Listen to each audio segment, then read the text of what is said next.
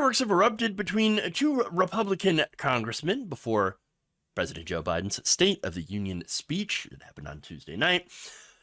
It appears that, Senator Mitt Romney has a problem with embattled Representative George Santos.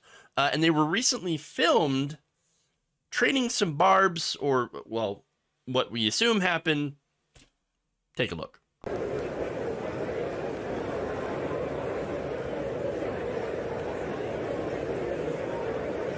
You can see Mitt Romney over there. It did not exactly look like a very friendly conversation, but again, there's no audio, so we don't know. That said, according to Semaphore, and you're going to want to take this with a grain of salt, possibly a block of salt, perhaps, but Romney reportedly told Santos that he did not belong in Congress, saying, quote, "You're an ass."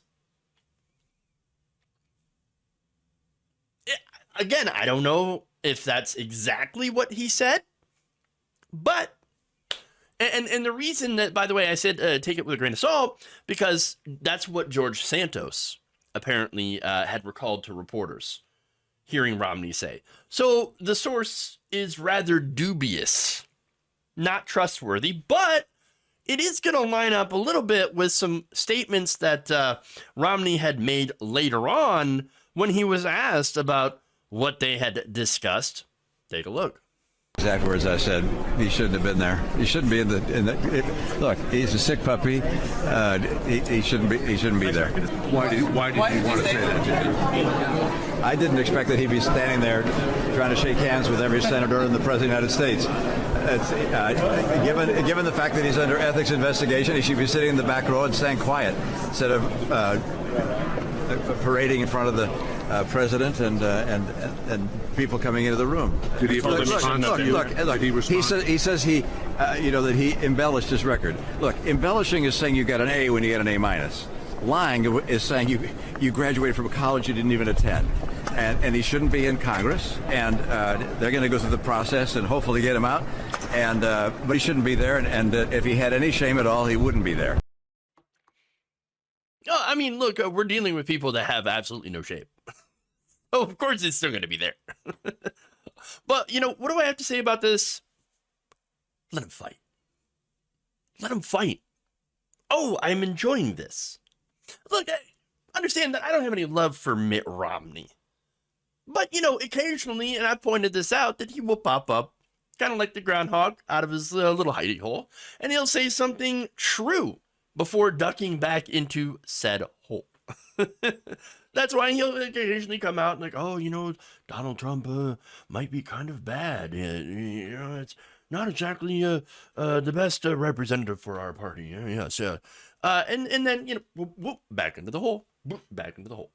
So that said, George Santos, not exactly universally loved among the Republican Party. So, okay, yeah. And again, on the substance, he's correct. Santos is a pathological liar. So, that said, Republicans not thrilled to be linked with Santos, though I would say that he actually does fit really well as the face of the Republican Party. And why do I say that? Well, the lying, scamming, and the grifting. Of course. Of course. And so, look, it's all par for the course when it comes to Congress. It's the way that he lies. It's the frequency of the lies. It's the things that he lies about that's really embarrassing the Republican Party. And I mean, look, what do I mean by Congress lying? Well, look, in politics, people lie all the time. Yeah, of course. Look, Republicans are lying right now about not wanting to cut or privatize Social Security. They've been trying to do it for decades. And they're on video talking about it. And they're like, oh, how dare Joe Biden bring this up? Again, part of it's trying to, they're trying to do so by holding the debt ceiling hostage. It's not going to happen because, well, the debt ceiling, they don't raise it, the entire world economy crashes. And most importantly, to the Republican congressmen, their stock portfolios will go with it. and they're trying to raise the retirement age. Fear mongering about the program amount of money. Again, all this isn't true. Now, the reason I bring up this example is because one of the most recognizable lies that happens all the time in Congress.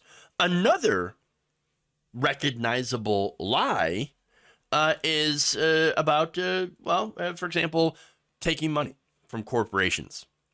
They take money from big corporations, and they say, "Well, that doesn't have an impact on my votes at all. What are you talking about? That's not a evidence of corruption. The fact that I get these millions and millions of dollars in campaign bribes, in the form of donations to my political campaigns, doesn't have anything to do with the way that I vote. Of course, that I just happen to vote 100% of what these corporations that give me money want me to do. What do you mean corruption? What? No, those are the lies. Saying that this money in politics does not corrupt them or have a corrupting influence is the biggest lie. But the point that I'm trying to make is those lies are 100% acceptable in Washington. And so, yeah, and by the way, it's accepted 100% by the media as well, the DC Beltway media. And you get, CNN, MSNBC, Fox News. None of them talk about the money. We all know it's there. It's the elephant in the room. They don't talk about this money. They don't talk about the corruption. The perfectly acceptable lie in Washington about money and corruption. But that said, other lies that are stupid and outrageous, those are the things that are embarrassing. When really being corrupt and taking money from corporations and then doing their bidding should be the most embarrassing thing.